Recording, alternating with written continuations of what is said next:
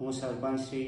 નેત્રંગ હરેન્દ્રસિંહ દેશમુખ મનસુખ સાહેબશ્રી દ્વારા 29 તારીખે જે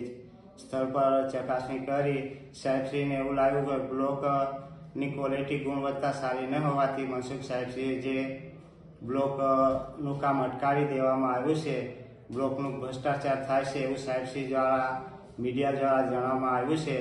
તો હું સાહેબશ્રીને એટલું કહેવા માંગુ છું કે જે બ્લોક અમે મંગાવેલા હતા બજારમાં તે અમે વેપારીઓને એમની જે ક્વોલિટી હતી તે બતાવેલી હતી ને ક્વોલિટી અમે જે વેપારી પાસે મંગાવી તે ક્વોલિટી પ્રમાણે બ્લોક આવ્યા ન હતા. તો અમે સામેથી જ વેપારીઓને જાણ કરી હતી કે આપણે આ બ્લોક બેસાડવાના આવતા નથી ને ટીડીઓને મને જે એસો તાલુકાના હતા એ લોકોએ પણ સામેથી કીધેલું કે તમે જે ગાડી ઉતારો તો ગાડીમાંથી અમને સેમ્પલ તમારે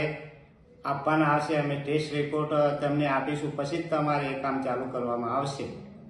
જે મનસુખ સાહેબે બ્લોક પેમેન્ટમાં મને જે ભ્રષ્ટાચારની વાત કરી છે તે તદ્દન પાયાવિહોણી અને ખોટી છે.